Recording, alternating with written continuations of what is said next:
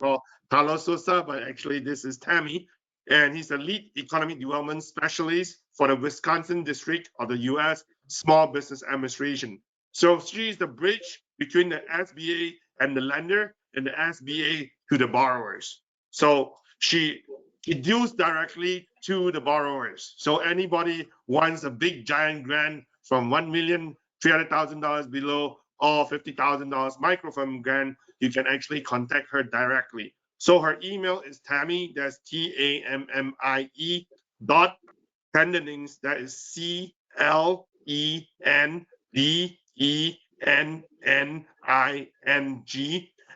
@sba.gov if you have any questions to ask her in the future. So Tammy is responsible for providing training for the SBA programs and services, including capital access, procurement, and business advising. So she always enjoy doing business and doing business to talk to many resources available at the exhibitions and the network events and the webinars over here. So Tammy is the district office technical representative to the Women's Business Center in the States. Prior to joining the SBA, she held a business development and leadership position in commercial finance. She has a bachelor in business management and also is a business owner. So to me, is that Tammy is more like a PhD in the real life for learning. Degree is not important, but in actual real life, actually knowing the networking, that is the most important in the state of Wisconsin and throughout every part of the world.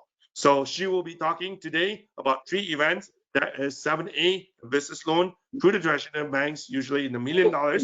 B is a community action. That is a community. That is a CDFI. I think it's called a Community Development Financial Institution.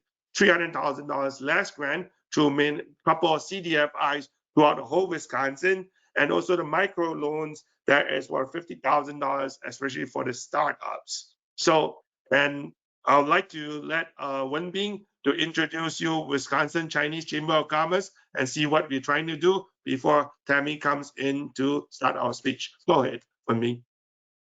Oh, yes, I'm the executive director of Wisconsin Chinese Chamber of Commerce. Our goal is to use government resources and our local resources to promote entrepreneurs to get over their challenges and hurdles. And one of the biggest hurdles usually is cash flow. And cash flow can mostly resolved by having sufficient loan from different sources. And SBA-backed loan is one of the best available in the market, that they really helped a lot of businesses to handle their cash flow and get over the difficult times. So we're so fortunate to have an SBA officer herself to tell us how to get a loan and how to overcome the challenges. And I realize that a good portion or majority of our members of the Asian community as overall are the first generation immigrants. And they're not too familiar with the jargons and the legalities of applying for the loan, because it's a lot of paperwork. And hoping that our Chamber of Commerce can serve also as a bridge between the SBA loan and our members and interested businesses to get a good start or get the growth ready for using the government loans. Yeah, thank you for the opportunity. Thank you, Sosa. So again, WCCC is specialized on digital marketing, specialized on webinars, and also specialized on networking. And we connected to another 19 Chamber of Commerce and various different states. So hopefully anyone who comes inside here who still want to interested in our membership, you can talk to us later. Talk to Wenbing or talk to me. I'm Chris Gan. I'm the president of the Wisconsin Chinese Chamber of Commerce, and we are also fortunate to have Ziming, who is the IT specialist supporting this webinar. So go ahead, and we'd like to have Tammy Clendenings to go ahead to do the lead for the SBA loans. Great. Thank you so much, Chris. Thank you so much, Wenbin. We are very excited to be here today and to share the SBA funding programs, as well as we'll make mention of some of the other programs as well, just for awareness, and we can always get additional information on those programs as well. So we really appreciate the opportunity to be with you today. So joining me today is Cindy Gardner. She's an outreach and marketing specialist here at our Wisconsin district office. Cindy also works to support small businesses and create connections to the various resources that are available. Additionally, we have Carlos Sosa, who is an expert in our export financing programs. He's actually going to be speaking next week specifically on the export and international trade programs. He and I were just on a webinar a week or so ago, and I learned a lot during his presentation. So that's another one next Friday if you want to join and hear all about those exporting programs. So with that, we'll go ahead and get started. I did want to let you know that I shared my email in the chat here. So if you need to reach us, please feel free to reach out. Additionally, Chris and Wenbin, you're welcome to share this PowerPoint with the participants because there is a lot of detailed information in there as well. So with that, we'll go ahead and get started. Next slide, please.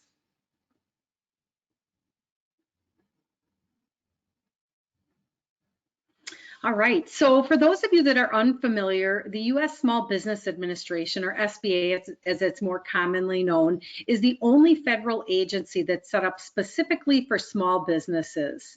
The mission of the SBA is to help small businesses start, grow, expand, and recover. And we do that through 4 primary programs. Those programs include capital or funding programs, counseling, contracting, and disaster. So we'll make brief mention of some of the other programs, but we'll spend the majority of our time focused on the funding programs. Next slide, please.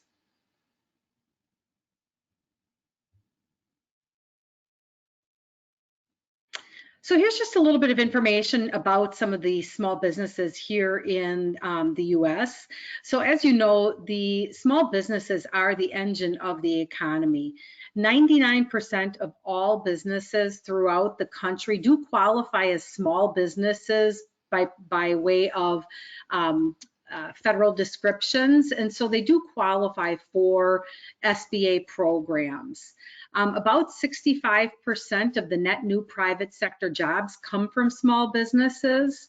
And what's really interesting to me is over 3/4 of all the small businesses have no employees. So it's more single owners. So whether that's a single owner LLC or a sole proprietorship. So that's very interesting. And about 98% of the firms exporting are small businesses. So again, Carlos will talk a little bit more about that next week. Next slide, please.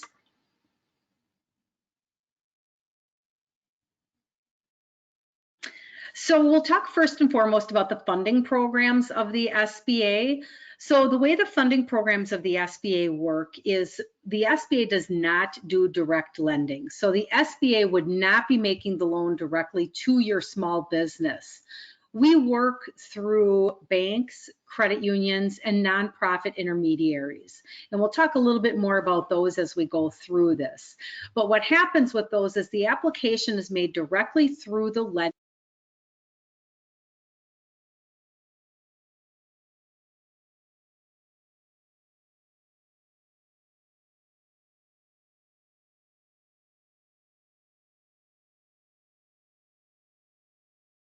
Okay, sorry about that. It muted me, so I'm not, apologize for that.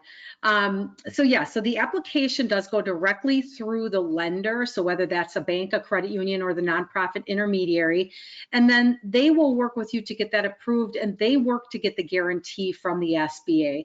So the way that works is the funding comes directly through that lending partner, and then the SBA gives a guarantee to that lender so that if anything would happen with that loan, if the borrower is unable to make those payments, that lender is assured that they will receive the vast majority of their money if they would have to go down that route. So what are some of the advantages of having an SBA loan? First and foremost, oftentimes you can get an SBA loan where perhaps conventional or traditional financing is unavailable. All of the lenders are bound within a box that they have to follow the various rules of the SBA, but each operates a little bit differently. So some lenders are more comfortable in certain industries. Some lenders are more comfortable with certain size loans. So it really all depends on the lender, but they all have to follow the same rules. And with an SBA loan, you can often get more competitive terms than on conventional financing. And what I mean by that is, let's say you're going for a working capital loan through a lender, and perhaps they might approve you for that on your own without the SBA guarantee, but maybe they'd approve that for a 3-year term. Whereas if it's an SBA backed loan on a working capital, it can be up to 10 years. So that helps to keep those payments low to help fund the business growth. Additionally, oftentimes there's lower down payments available with SBA financing. There are more flexible overhead requirements. And very often, especially with the microloans, there is technical assistance or counseling and education that's built into that loan. So I always use the example of maybe you're a business that's very strong in your product knowledge, but maybe finance or accounting is not a strength for you. So they'll help to get you tools to help you kind of beef up those skills that you might need for finance, or whether that's marketing. So they can kind of help you with that respect, just to make sure that your business is more successful. Now, with those finance programs, there's 3 primary programs. There's the 7A, the 504, and the microloans. And we'll talk a little bit more about those. Next slide, please. So how can an SBA loan help you? So again, you can use that to start a business, to grow a business, to repair a startup, to purchase a small business. Many of our programs have both revolving and fixed financing. You can purchase a building, renovate a building, expand your facilities. You can buy inventory, equipment, machinery. You can use it to purchase land or real estate, but keep in mind, any SBA loan for real estate must be at least 51% occupied by the business. And then additionally, you can use that for exporting or international trade. Next slide, please.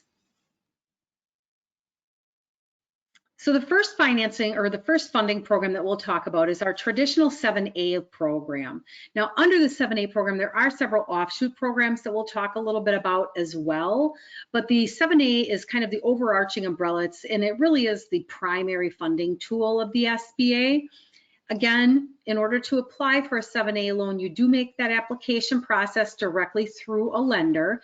And as we go through this presentation, I'll tell you where you can find those lenders. But the maximum loan amount for 7A is $5 million.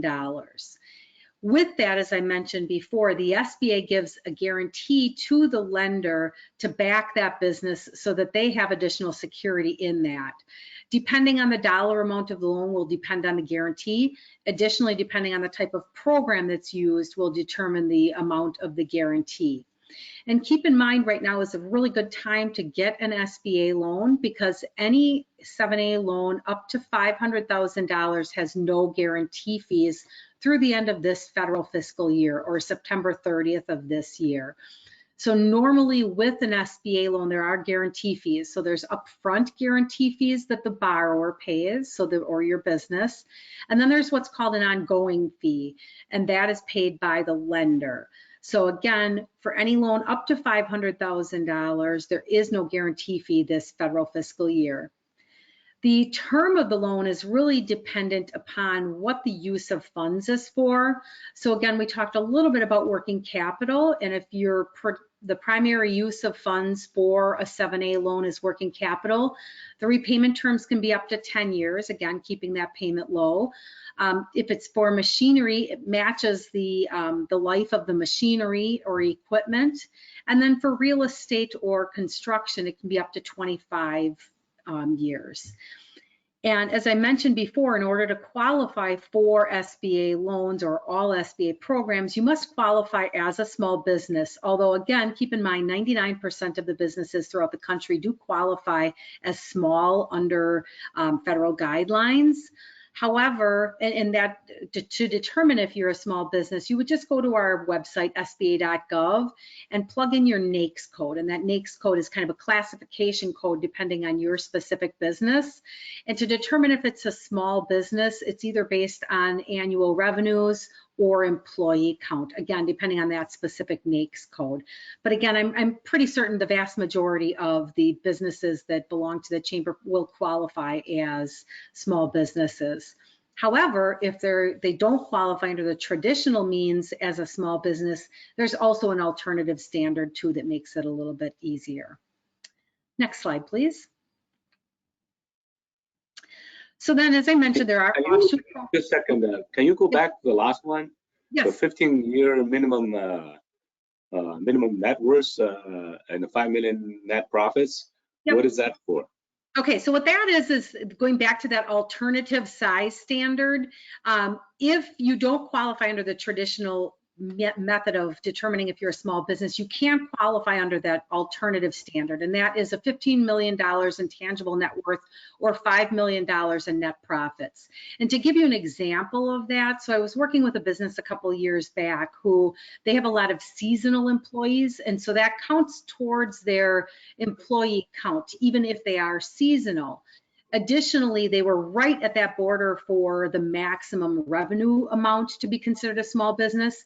But when we took them and did that alternative size standard, so that 15 million in tangible net worth and 5 million in net profits, they were able to qualify for small business. So what you're saying is that if your net worth is over $15 million, your net profit is over $5 million, you're not qualified for the 7A loan because you're too big. So if you qualify under the traditional method, then that alternative method that's listed down there, that does not, that's really an alternative way to qualify for SBA loans. Yeah, if they have that much money, they probably don't go for an unconventional loan. That's understandable. Thank you. Sure, you bet. Any other questions on that before we move ahead? Okay. So again, under the 7A, under that 7A umbrella, we also have what's called our express loan. That one works a little bit differently in that the application and the approval comes directly at the local level, so from that local lender. Again, you would still apply for that directly through a local bank or credit union, but they make the decision locally as well as use their own paperwork on that. This program goes up to $500,000 and is very often really what a business might need. They can do that as a term loan or as a line of credit. And again, there's no guarantee fees on this program. There was also a permanent change made last year for any veteran or military connected family where there's no guarantee fees up to $500,000, and that's on a permanent basis. The traditional guarantee fee waiver, that really is something that gets approved by the government on an annual basis. But if you have any veterans or military connected families, that's a permanent change. So this is great because it works a little bit quicker than your traditional SBA loan. Yeah, I have a quick question. That is, this express $500,000 loan or line of credit, you have to have a personal guarantees to the loan. Excellent question, Wenbin. Yes. So, and keep in mind that with all SBA financing, any owner with 20% or greater ownership in a business will be required to sign a personal guarantee. So that is no different than if the business goes directly for traditional or conventional financing. The bank will require a guarantee, but yes, personal guarantees will be required on SBA loans. Another question here: if there is a lender, a borrower who is from a veteran, so like he doesn't have much credits, so he wants to access to the $500,000 loan, up to $500,000 and maybe $490,000 loan on line of credit. What does he need to have a guarantee? $490,000. Yep. Yes, he needs to have another guarantee for the business for this 7A loan. Yes, they will. Personal guarantees will always be required from any owner with 20% or greater. Mm-hmm. Yes. I understand. Yeah. Okay. So a financier or partner, if they're under 20%, they may not have to sign the guarantees. Yep. Yeah, and those are really excellent questions to work directly with the lender, because the lender, so we're kind of talking high level here. The lender will have the specific package in front of them with financial statements, with all the information on the loan package. So that's always a really great place to talk. But yeah, overall, personal guarantees will always be required. Okay. All right, next slide, please. So then I won't go into this a lot because Carlos will be talking more about this next week, but we also have international trade or export financing programs available. These are really great programs to take advantage of if you are either doing exporting yourself, or if you have a supplier that is doing exporting, you would still qualify for this program. And the great part about this is there's a 90% guarantee, and that really incentivizes the lenders to provide financing for this type of need, because very often this might be a little bit more risky for them, and so they may not necessarily want to do that type of financing. But with a 90% guarantee backed by the SBA, it really incentivizes them to go ahead and provide that type of financing. And again, Carlos will do a really great job next week talking about a lot of the specifics for the exporting and international trade programs. They're really great programs. Next slide, please. So then we also have under that 7A umbrella what's called our Community Advantage Program. And this is a little bit different than the prior programs that we talked about. The prior programs we talked about, you would apply directly through a local lender, so through a bank or a credit union that's SBA affiliated. This Community Advantage Program is a great program. It is done through our nonprofit intermediaries, and we have a listing of them at the bottom of the page there. You can see it's Wisconsin Women's Business Initiative Corp, or WIBIC, First American Capital, or FACC, Milwaukee Economic Development Corp, or MEDC, Legacy Redevelopment, and then now in Kenosha and Rock counties, we recently added SummerCore as well. So those are lenders that can do this Community Advantage Program. The nice part about this program is that because it's not done through your traditional banks and credit unions, they're not bound by some of the same restrictions that traditional lenders are. So they have a little bit more flexibility in both some of the credit things that they look at, as well as some of the structuring of that. This is done, again, through the community-based, mission-focused lenders, and they must maintain at least 60% of their portfolio in underserved markets. So this program is really meant to help businesses that maybe struggle to get financing through some of those conventional means. The maximum loan size was just extended last year up to $350,000. The guarantee percentages still work the same, so it's either 85% for loans up to $150,000 or 75% for loans over $150,000, 90% for the international trade. Again, there is no guarantee fees for this program through the end of this federal fiscal year. Another 2 changes that were made last year as a part of expanding this program were that some of the restrictions were removed that can keep individuals with some criminal backgrounds from accessing the program. So typically, people with some sort of criminal history were unable to get SBA financing, and there is some exceptions in this program. So it's a great program in those scenarios. Additionally, they increased the amount of an unsecured loan up to $50,000. And that's one thing we didn't talk about before. So with SBA financing, an SBA lender is required to collateralize the loan as best as possible. So if there is collateral available, they must collateralize that loan. However, an SBA loan will not be turned down simply for a lack of collateral. So that's one thing to keep in mind too. This is considered a pilot program, and it is set to expire September 30th of 2024. However, it's been a pilot program for quite some time, and although we can't say for sure that it would be extended, we would expect that it would be extended beyond that period too. So those lenders down there can be, the application process will go directly through one of those lenders, and you can see who has statewide authority and who's on more of a local basis. I have a question. Most of the loans, you had to have your own skin on the game. But some of the loans listed here, like a WIBIC, Wisconsin Women Business Initiative. They're very influential statewide, and some of our members got their loans. Do they have to? Do you have to have the skin of the game on that loan too? You have your own shares of the loan?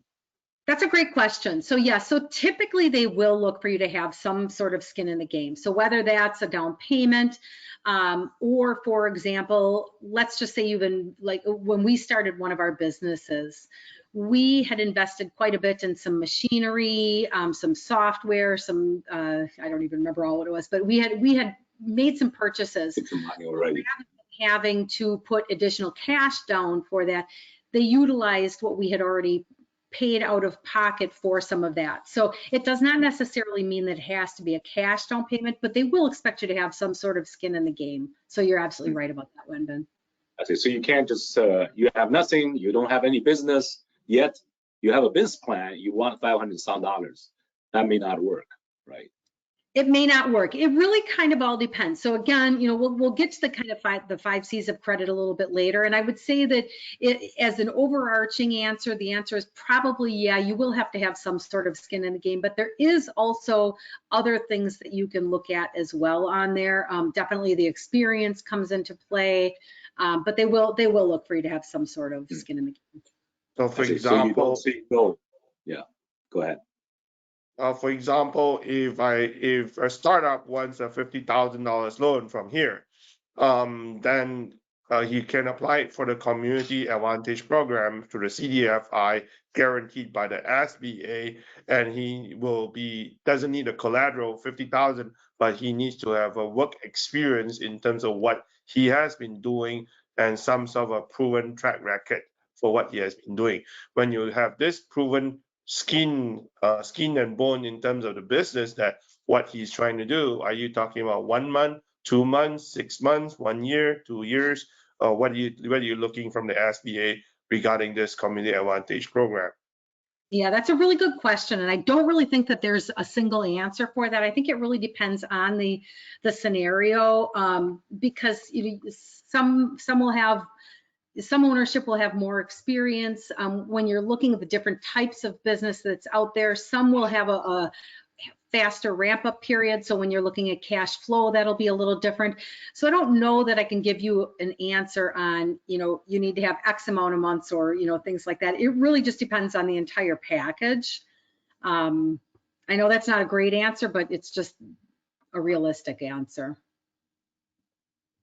And that's, so when you're working with one of these lenders, and I know you mentioned WIBIC, so let's just say, for example, when you're working with a WIBIC, you'll have a loan officer, and those are really great questions to bounce off of that loan officer that you're working with, because again, they'll have the specific information for the application package. What sort of dollar amount you're looking for, what sort of needs that's for, because maybe things might be different if it's a full working capital loan versus if there's some actual equipment or collateral there.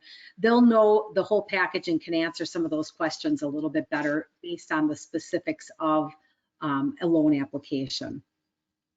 So Tammy, I do have a question here. How to qualify for Wisconsin lenders? Can WCCC, like Wisconsin Chinese Chamber of Commerce, be one of those on the list? That's a really good question. And Chris and I had a nice conversation about this just a couple of weeks ago. So I know that the chamber is looking to expand and, you know, have a microloan program. And Chris and I kind of talked about some of the way that works. So that's something that we can definitely look at as we go down the road. These have been approved lenders, and keep in mind, all the lenders get approved at a headquarters level, so out of Washington, D.C. And typically they look for somebody who's going to be a micro lender or community advantage lender to have an existing portfolio and have some experience in doing loans. And so each of these organizations have been doing loans for quite some time and have experience in working with some of these microloan programs. But that's definitely something that Chris and I have had some nice conversations about. And we'll talk in just a couple of minutes about, you know, as being a business qualifying, some of those specifics too. All right, thank you. Any other questions on Community Advantage before we move on? Okay, next slide, please. So the 504 loan program is a loan program that is a long-term fixed asset financing tool. So this program is predominantly for buying a building, renovating a building, buying large equipment. Again, the maximum loan amount for a 504 loan is $5 million. And the way this loan program works is just a little bit different than the 7A program that we talked about, where there's a single lender involved. With this program, there's basically 3 partners. There's a certified development company, or a CDC. That CDC is doing the SBA portion of that. And so they finance 40% of the transaction. You would also have a traditional lender, so a bank or a credit union, that finances 50% of the transaction. And then the borrower typically comes to the table with 10% down. Depending on certain projects and certain uses, it may be a little bit more. But the great part about that is that a business can get into owning a building or large equipment with a much less significant down payment, so 10%, whereas if you're working on a conventional basis, very often it's a minimum of 20%, sometimes 25% down. So it's a great way to get into a building or larger equipment. Again, it depends on the project, but the maturity can range anywhere from 10 to 25 years. And that interest rate is locked in for that period of time on the SBA portion. There is a jobs requirement for that, so they are looking for the business to either maintain or grow jobs in this. But again, we've got some experts that work in this field, and so very often we'll have them communicate directly on some of the specifics for this program. But this is a great program to look for. Even though you can finance a building or a renovation through a 7A, if it's a larger project, it oftentimes makes more sense to do it through a 504 program. And keep in mind that a business can have a 504 loan or this building loan and a 7A loan at the same time. And in fact, often they do break that out because you know, the working capital can come from the 7A loan versus the building under the 504. So again, great program to take advantage of with really inexpensive low rate financing. Next slide, please.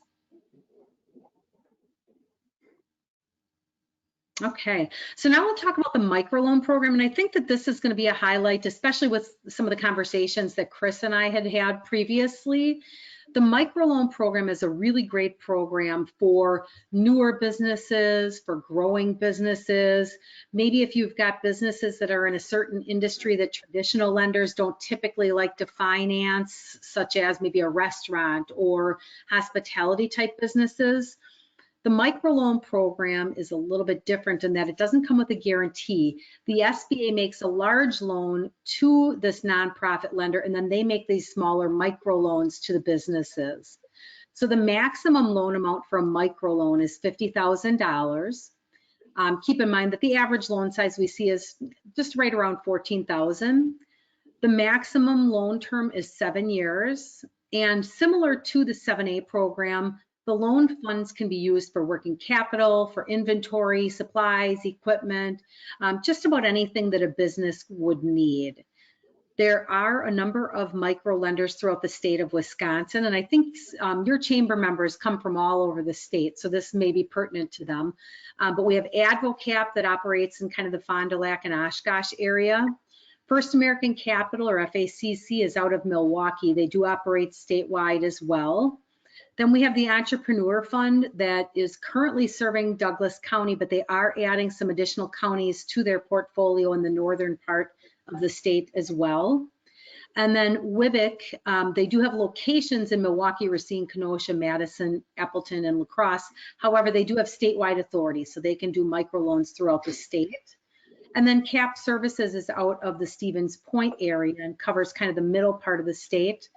Northwestern Regional Planning Commission is located in Spooner and works predominantly in the northwestern part of the state. So again, these microloans are a really great program to take advantage of because the microlenders consider themselves life happens lenders. So if perhaps there's been maybe a credit struggle along the way, maybe there was a medical issue or things of that nature, they can very often work with those businesses that have had some credit hiccups, whereas a traditional lender wouldn't be able to, because as long as there's a story or a reason behind it, they can kind of move past that. So again, this is a really great program for new businesses, newer businesses, growing businesses, or the sort. I would say that a good percentage, and I don't remember exactly what the percentage is this year, but probably at least 2/3 of the loans that are done through the microloan program are new businesses or newer businesses, probably less than 2 years or under in business. This application. Sorry, Yes, I have sir. a question here. Mhm. Regarding Wisconsin Chinese Chamber of Commerce, you told us that the SBA gave a loan to the micro lenders, and the micro lenders lend it to the rest of the lenders, borrowers. So could Wisconsin Chinese Chamber of Commerce be one of the Wisconsin micro lenders, and we will start from something from the micro lenders onwards before being one of the approved CDFIs? Is that feasible, or how difficult is this to Yeah, get great started? question. So you would definitely have to become a CDFI before you would qualify as an SBA microlender. And typically what happens, kind of like what we talked about before, is you would become a CDFI, you would do some loans. They really look for you to have some experience in making your own microloans before you become a designated SBA microlender. So you would need to have some of that expertise. And I think we kind of talked about maybe hiring somebody with some of that backroom experience there. And so, yes, then you could definitely apply to be a Wisconsin SBA microlender as well, but you would need to have that CDFI determination as well as some experience making microloans. But that's definitely something to look at as we go down the road. And I have a usually, if a borrower tried to apply for a microloan, what is the estimated time before the microloan is being approved? Yeah, that's a really good question. And each lender is a little bit different. It really depends on a lot of different things. First of all, they meet with their loan committees. And again, each lender has a little bit different schedule for their loan committee, but it depends on where it comes in the cycle of the loan committee meetings. It depends on if there's a full and complete package or if they need to get additional information. So it can be as quick as a couple weeks, or it can be a couple months, depending on the information that's submitted and depending on if there's additional information that's needed. So it can go very quickly or it can take a little time. It just really all depends on the information. Wenbin, did you have a question too? Yeah, I heard that Hmong Chamber of Commerce, Wisconsin Hmong Chamber of Commerce, is one of the larger microloan lenders. They're called a CDFI.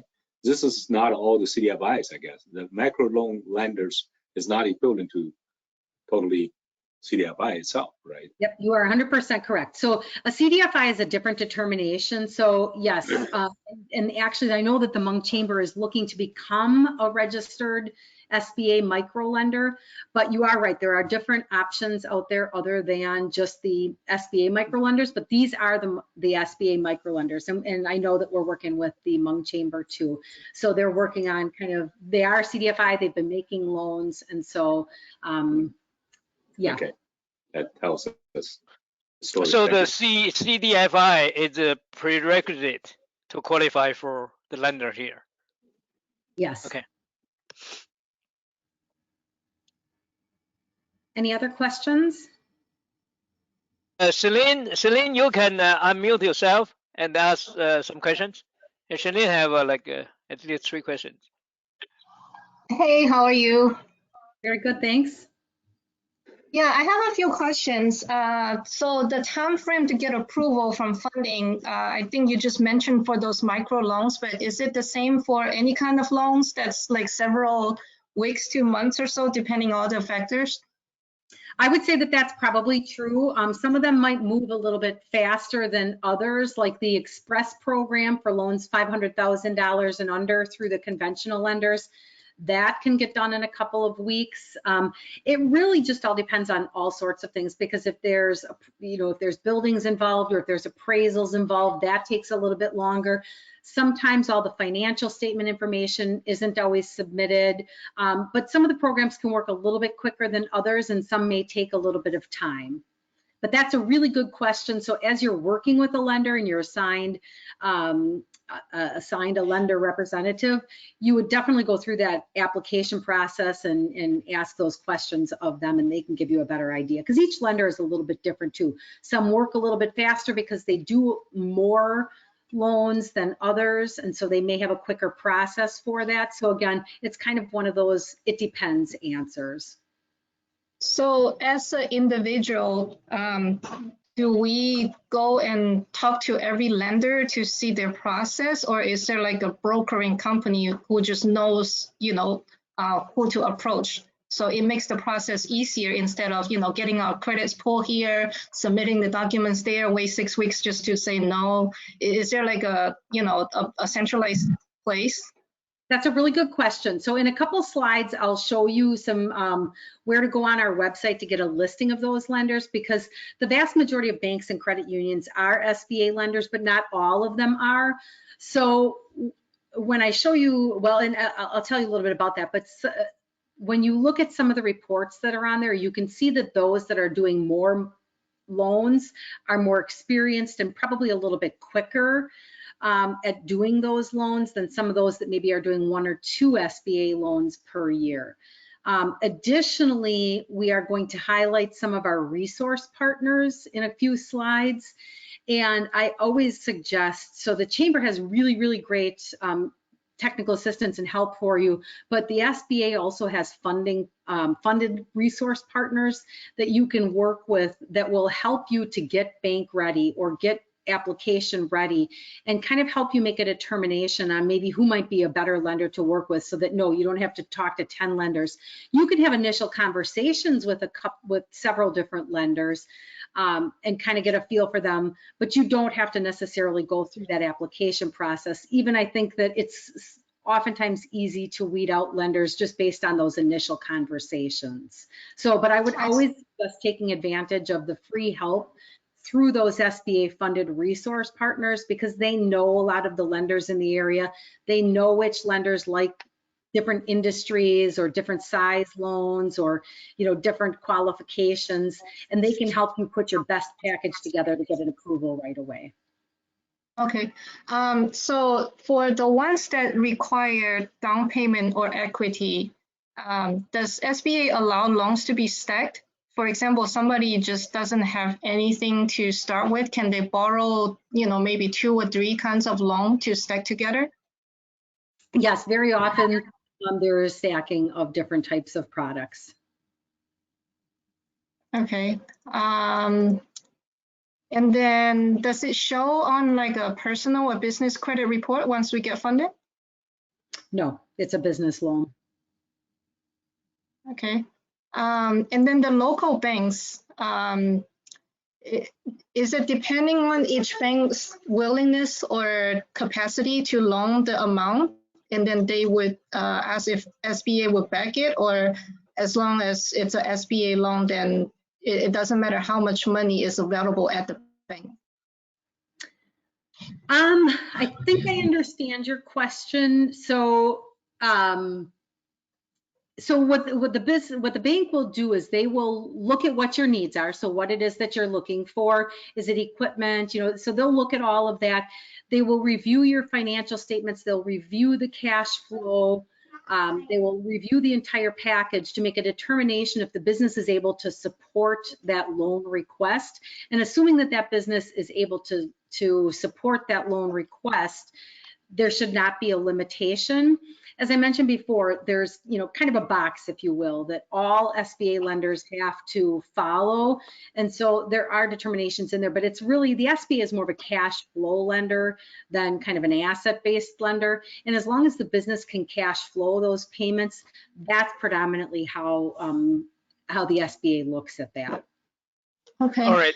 Yeah, let's move forward. Then if we have more questions, either at the end of the session or, we can do some follow-up offline. Okay. Okay, great. All right, next slide, please. Okay, so as I mentioned, there are no guarantee fees for loans up to $500,000 through the end of the federal fiscal year, and on a permanent basis, no veteran guarantee fees. So next slide, please.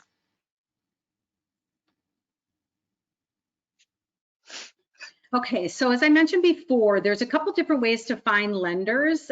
Certainly, we always suggest if you have a bank that you or bank or credit union that you presently work with, they would always be the first place to start talking to, because they know you, they know your business, they know your business needs. It's likely they have some history with you. So we always suggest starting with your existing bank. However, if you don't have a lending institution that you currently work with, there is a list of Wisconsin SBA lenders on our website. So you would go, and they just recently changed our website, so we're kind of navigating this, but you go to sba.gov/Wisconsin, and then up in the right corner, there's an area called Doing Business in Our Area.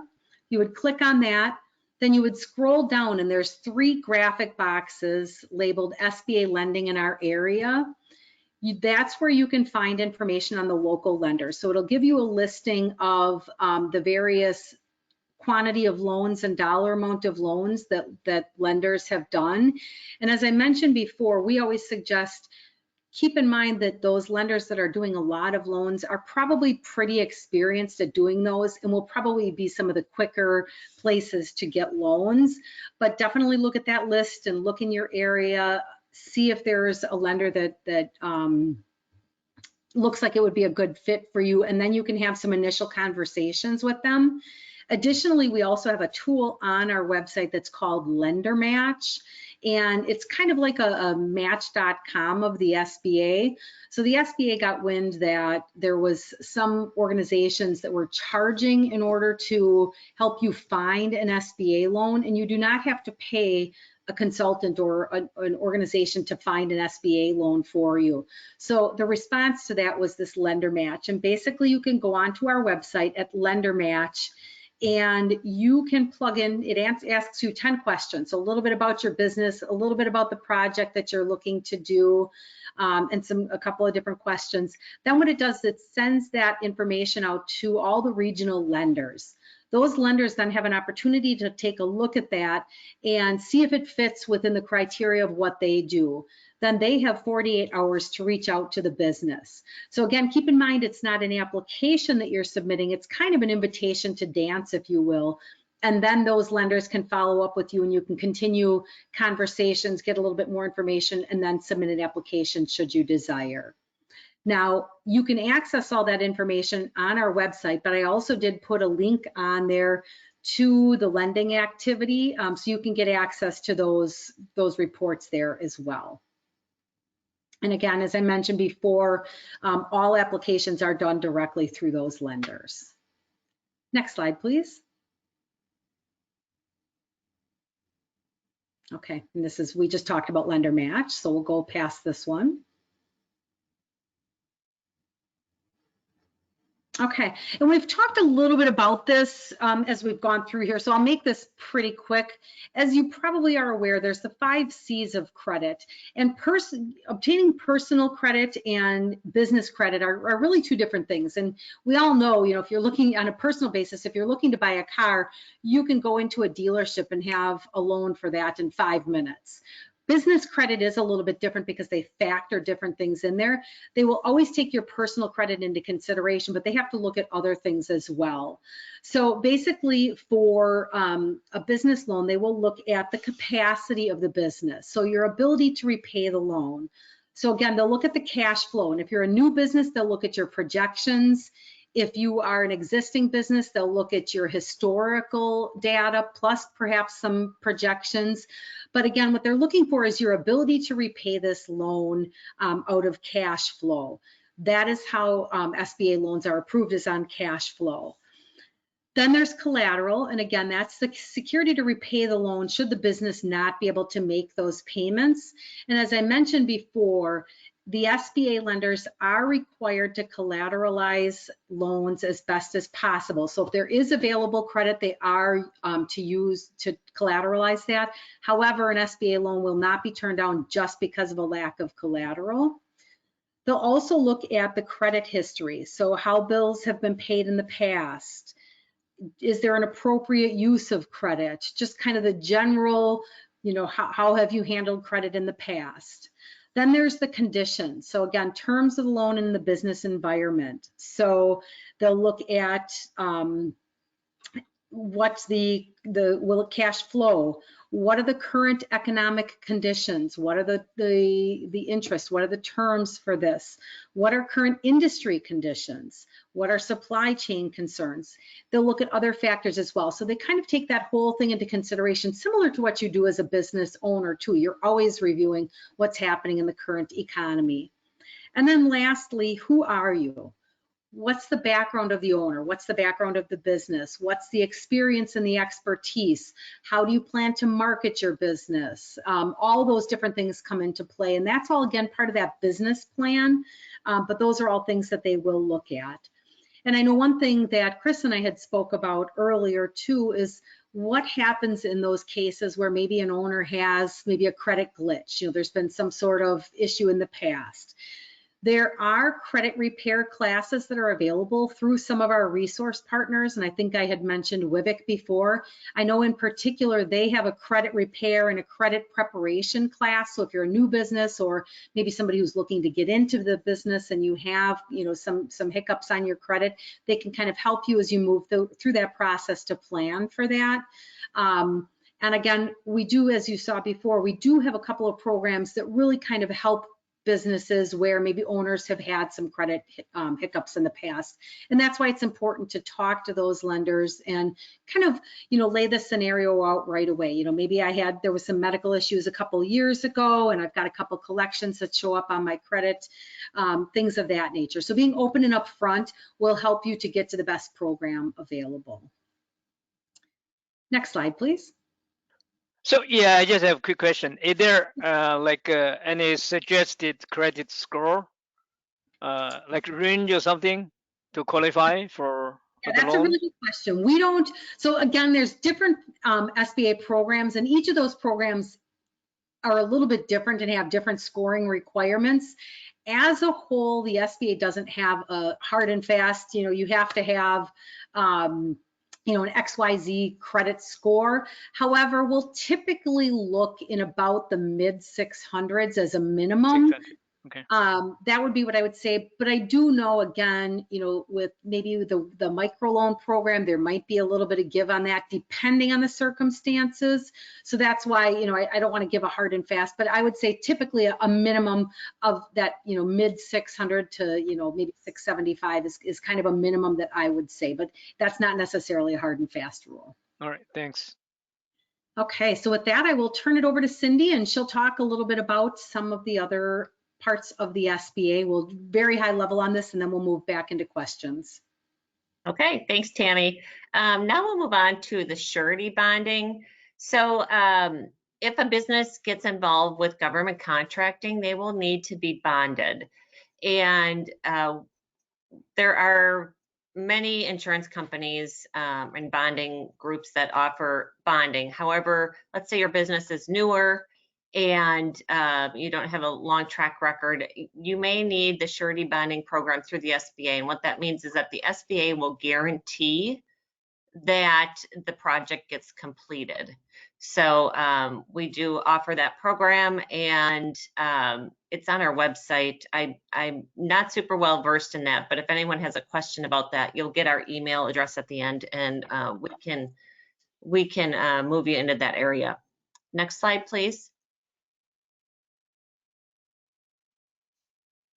Okay, so now we'll talk more about contracting.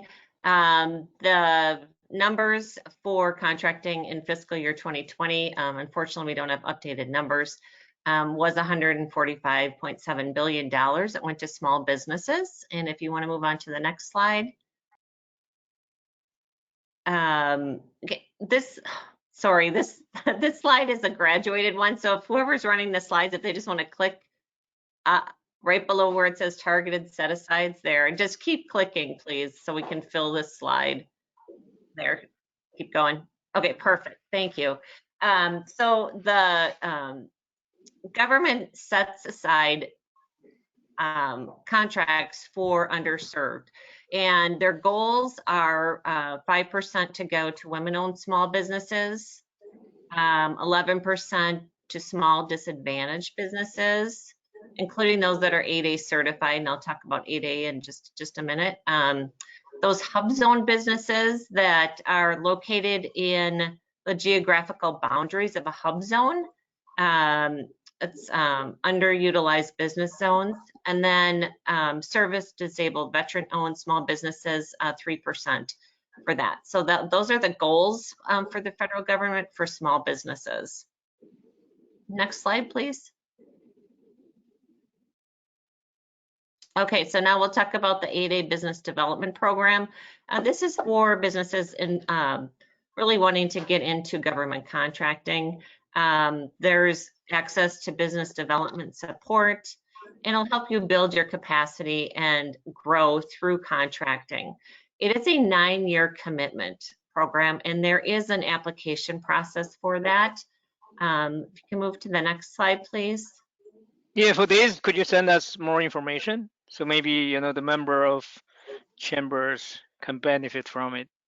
Sure. There's one more slide here too with a bunch of information. Okay. But yes, there is a link on our website. Here is more detail about the business development program. At the very bottom, there's a link to our website. There's also questions there. And we do have 2 business opportunity specialists in the Wisconsin office that are very well versed in this. So please feel free to email Tammy or myself or our general mailbox, and we'll give you that in just a minute if you have questions about this. Next slide. Okay, and for women entrepreneurs, actually this is good for any entrepreneur. This is a really great website. It's a self-paced learning free platform, and you have to go in and register for an account. But if you are thinking of starting a business or you need help with marketing, business plan, doing sales projections, hiring, and so on, there's some great tools on this website. Next slide. So after taking those training programs, do I get like some credit in favor to get loans? The 8A program is a certification program for government contracting, but yet Tammy, does it help in getting a loan or? Yeah, so great question. So I know that like there's some of the chambers have programs that if you take their curriculum, that at the end there is loans automatically available to you. That's not necessarily the case for this particular program. This is really just more of a curriculum to help you to build your business plan, increase your knowledge, to build your growth plan. It's really more educational. It does not necessarily come with a loan automatically at the end, but certainly, you know, the information that you receive and what you learn through this will help in preparation for getting that loan.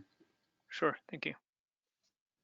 Okay, thanks, Tammy. Next slide. Okay, so last year the SBA rolled out the Community Navigator program.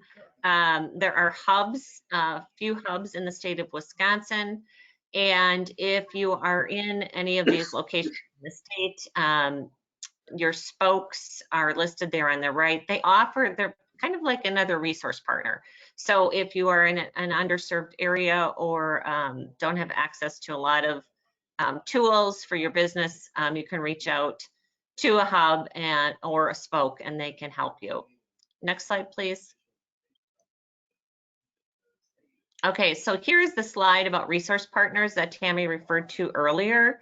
They offer free counseling services that can help with business plans and sales projections. They can get you to that point where you can go and apply for a loan. And they also have a lot of knowledge on local opportunities for businesses in terms of loans. They'll know more about loan programs outside of the SBA. But we have our SBDC network, which is the Small Business Development Centers. They're located at the UW system four-year colleges. And then we have WIBIC, the Wisconsin Women's Business Initiative Corp. They've been talked about a bit today. And then we have the Western Wisconsin Women's Business Center. They operate out of Independence, Eau Claire area. Another resource partner is SCORE, and SCORE is a nationwide network of volunteer executives who have specialties in certain areas like accounting, marketing, real estate, and so on. So we have those 5 locations throughout the state. And then finally, our Veterans Business Outreach Center, also known as VBOC. There is a general email down there. Currently, the Wisconsin office is not staffed. However, we do have Keith Murphy, who is in Illinois, and he's covering Wisconsin right now. So if you are a veteran or immediate family member of a veteran, you can utilize the VBOC. Next slide, please. And keep in mind that working with any of these partners is on a no-cost basis. So I often tell businesses that the training and the expertise and the technical advice that you get from them, if you were to pay a consultant for working with you on a lot of these different things, it would cost thousands of dollars. So we really recommend working with them to help you along in your business. They have many experts. Yep, they certainly do. And our final slide here is how to stay in touch with the Wisconsin SBA office. You can sign up for our newsletters at sba.gov/updates. You would just enter your zip code and get on our newsletter list. The newsletters are great. They share information about upcoming webinars and events, and also what our resource partners are offering. Our website is sba.gov/WI for Wisconsin. Calendar of events is on there as well. The lender list, loan information, and so on. We're on social media. We do have an online resource guide. And then at the bottom is our Wisconsin office general email box, and then Tammy's email and my email if you have any questions. Hey, I have a question, a quick one. You talk about starting off with a surety program, but the federal government does not provide direct sureties to contract performance bond, right? No, they offer the guarantee. So there are, let's say the business is newer and they are not able to get surety bonding through traditional means.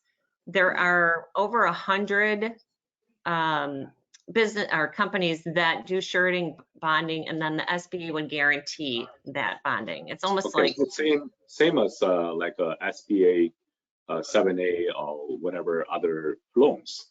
You go to a local bank. For this case, you go to a local surety, but the SBA backs up the local surety. You just have to pay a higher rate, right? Okay.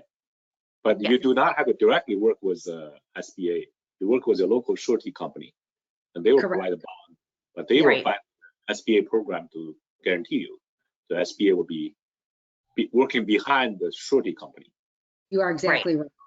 Yeah. If you go to our website and type in surety bonding in the search area, the information on that will come up, and then there is a network of, I think it's like 112 surety bonding companies that you can reach out to that SBA works with to provide that guarantee.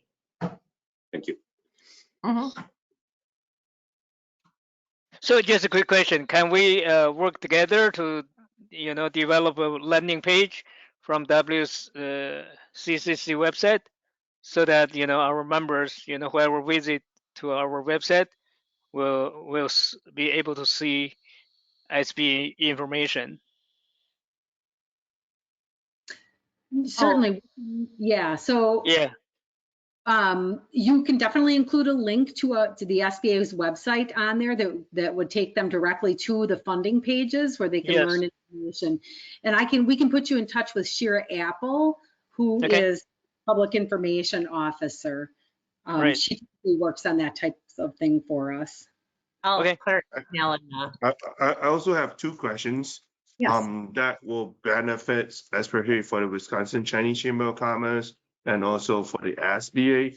Number one is that are there physically in year 2023, are there any SBA grants for small businesses right now?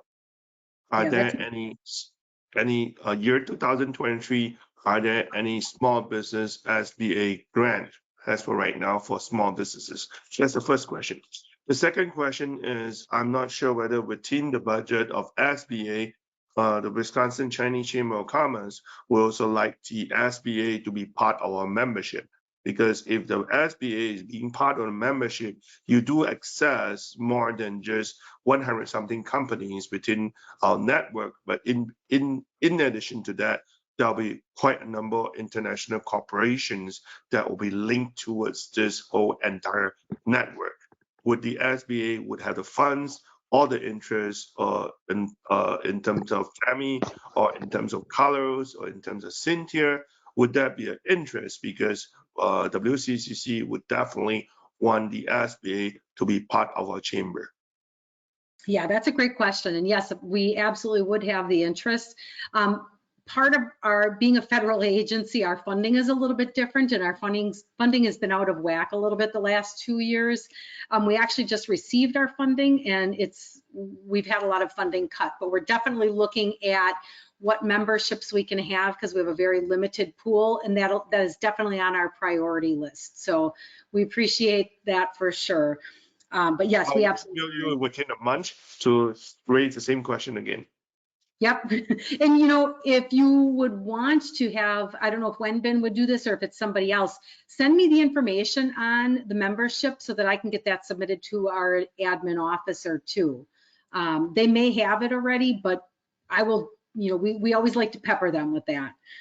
And then in terms of any grants, so typically, and this is, always a weird one now after we just came out of the pandemic, but typically there aren't grants available to start or operate a business.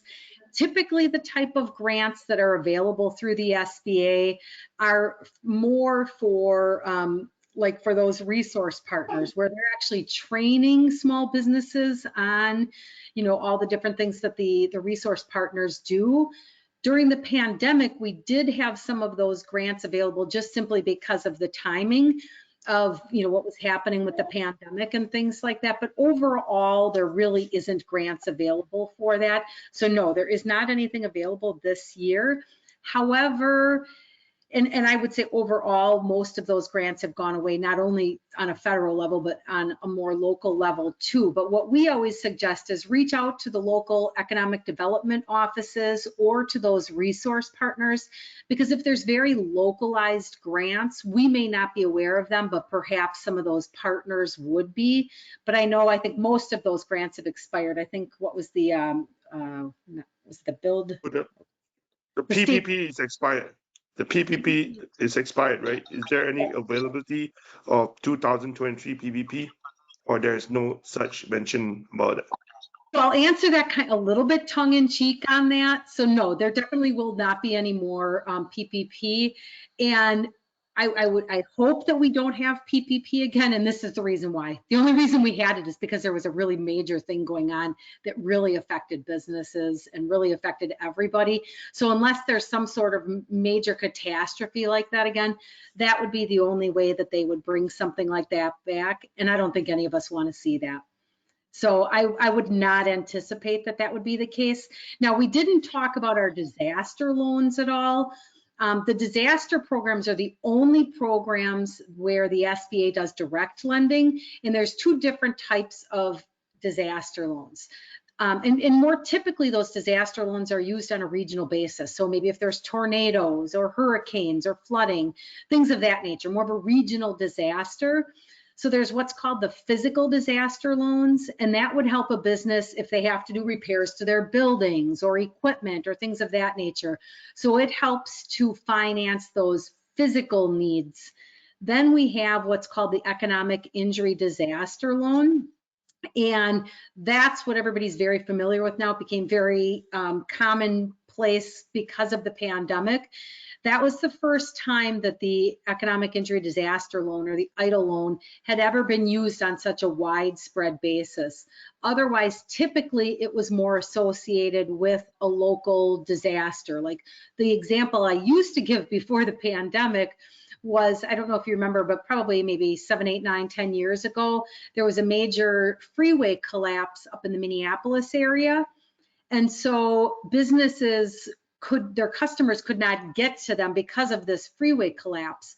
And so they qualified for the economic injury disaster loan because even though they did not necessarily have a physical disaster, they suffered an economic injury because their customers couldn't get to them. So that's typically how it was used in the past. Obviously, for the pandemic, that EIDL loan was expanded out and was used really all throughout the country to help support businesses because of the pandemic. But those are the two disaster programs that are out there. Are the EIDL loans still available in year 2023? Great question. So the COVID EIDL program closed December 31st of 2021. Cindy, did I say that date right? Yes. So it's been closed for a little over a year. So that is closed. EIDL is always a program. It is actually a long-standing program of the SBA, but again, any other EIDL programs are always going to be associated with a disaster. So let's just say that there's a flooding or something like that. There have been EIDL loans that have been associated with those disasters, but typically there has to be some sort of disaster for that program to kick in. So when we talk about the disaster loan, there's one like a COVID pandemic associated economic injury loan. So I heard that there's no personal guarantee. So I'm just curious, that means you don't have to pay it back? Great question. So, there's a number of different ways to answer that. So typically, normally an EIDL loan does require a personal guarantee. However, on those COVID EIDL loans that were done, up to a certain dollar amount, they did not require personal. Yeah, 150. 150. Was that okay? Yeah. So, but what I'll tell you is, yes, they definitely still have to be paid back, even though there isn't a personal guarantee associated with it. Keep in mind that if your business causes a financial injury to the government doesn't forget, and you will no longer be eligible for any sort of federally backed financing. So student loans, business loans, really any sort of federally backed finance program until that loan or until that defaulted amount is paid back to the government. So yeah, they don't forget. You will be blacklisted by the federal government. That's it. Although you may not have to pay back, but you're no longer getting any federal assistance. Right. Now here's the thing, right? If your business get bankrupted, then the SBA won't go after your personal account, right? Yeah, that's a whole different thing. Bankruptcy comes with its own rules and regulations and restrictions. Sure. So yeah, you cannot sue you personally, but you can get help from them. Right. No more help. Yeah. You just I have a question about your resource guide. Yes. So the resource guide, I heard it was free business plan, projections, and some other kind of help that's for anybody who's inquiring it. Is it specifically for SBA only, or they could use it for other reasons? And I want to know, as of now, I think it's some other kind of grant paying for those labor, and how robust is it? Are we able to send clients your way, or is the Chinese Chamber of Commerce being able to become one of the resource guide, because we have different groups of member, culture or communication, maybe they prefer to work with us?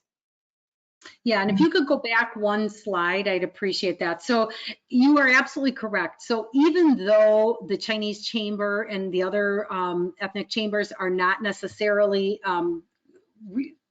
funded resource partners, we always refer people back to those chambers, including the Chinese chamber, because you do have very specific help available to them. Sometimes there isn't those language barriers that there might be with some of the other resource partners. So yes, we always refer businesses back to the various chambers because there's different types of help that you can offer to them. These are the funded resource partners of the SBA, and generally speaking, these programs are approved and funding is set through Congress. So we at a local level, or actually even at headquarters level, don't necessarily have the ability to determine new programs because these are all, again, determined by Congress. So I'm not sure if that's one of my last questions are, because SBA acknowledged what you had is very important to the public community, but many of the public communities and organizations are not able to access to you guys. So the question back to you is that we do organize a number of events as it comes along, like the events that we had, which is the year 2023 Chinese New Year party all across 3 different, in Appleton, in Wausau, and also in Wauwatosa. Would the SBA is interested in setting up a booth, a sponsored booth, so that people will be able to come to access to you because you are representing the federal government? Would the federal government would have sufficient funds to organize an event booth just for sponsorship, just to have the event for the nonprofit organization like ours to be able to set up an event and the public to be able to directly access to the SBA? Would you guys have the funds to do so? Would SBA be interested to do so? So that's a great question. Again, I'll answer that 2 different ways too. So typically the SBA can't do sponsorships, and we don't generally have a lot of funding for that type of thing. Many of the organizations that we work with, so Cindy and my role is actually exactly what you said. We typically will set up a booth at various events, all different kinds, whether it's veteran, whether it's one of the chambers, whether it's a business organization. That is what we do. We're out in the community, we're outreach. We try to educate people on what's available through the SBA. So we absolutely would be interested in any events that you have and coming and setting up a booth there and distributing materials. But unfortunately, we aren't really able to do sponsorships and don't really have a ton of funding. So we would have to give you a free booth. We're going to have to give you a free booth in order for you guys to be at the event. Is that right? They can pay booth fees. They don't sponsor you, I think. Yeah, in most cases, and typically, if that's something that's available to like other nonprofits too, that's kind of how they look at that. Okay, gotcha. Any more questions from the public or from the chat? Wimpy, can you check on the chat? Is there any questions that is being asked by the public?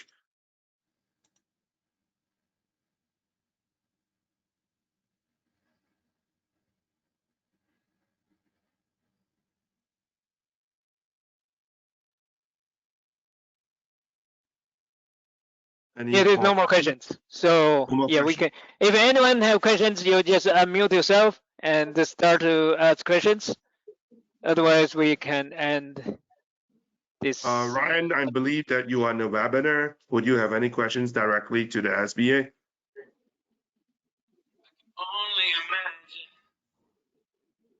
Sorry, can you speak a little bit louder? And I think we got an email from Ryan a little bit earlier, and Cindy is going to give him a phone call or respond to him this afternoon as well. Okay. Ryan, just give me an email. Okay. He can call me if he has more questions.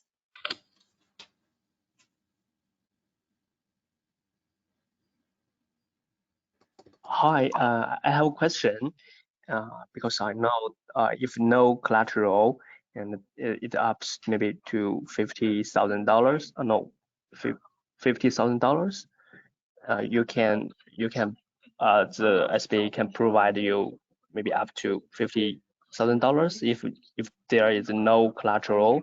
Is that right? But But is that different because the different area? Because when I submit a SBA application, they told me maybe I can apply maybe $350,000 if we don't have collateral. So is that because the different area have a different policy? And again, I don't know the specific circumstances for what they're telling you, but again, because there's different programs and different eligibility things, that might be it. So we've got the microloans, which are up to 50,000. Then we have the community advantage that's up to 350. And I guess kind of without knowing the specifics, I don't know exactly why they would put you in one program or the other, but that could very well be the reason. Okay, got it. Thank you. Thank you.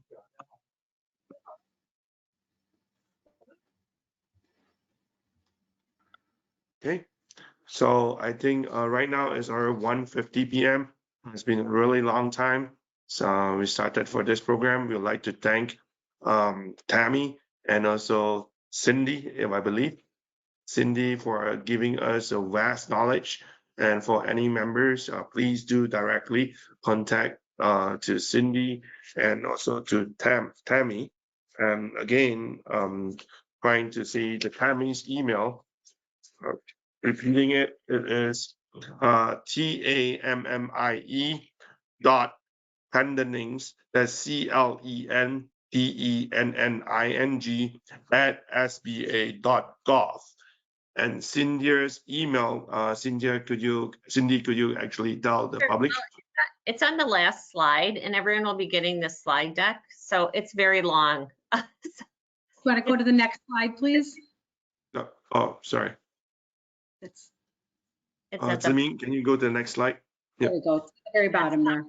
bottom. Both of The them. best way is that use your phone, digital camera, take a picture of that.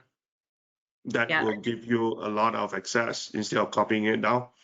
Right. Yeah. And Wisconsin at SBA.gov is our general email box, and I monitor that. So if anyone sends an email there, I forward it to whoever can best answer the questions. Also, we're going to share this presentation after the webinar, so then everyone should get a copy for it. Okay, again, thank you, Tammy. Thank you, Cindy. Thank you, Wenbing. Thank you, Ziming, for everybody to come into the WCCC SBA webinar. We do have next week, especially for the international trade, how to get export loans or any questions dealing with export loans regarding with SBA. That will be the same time, March the 17th at 12:30 p.m. Central Daily Times. So thank you for everyone to be here for the day. Thank you. Thank you. Thank you. Have a nice weekend. You See you too. guys. Thank you. Have a good weekend.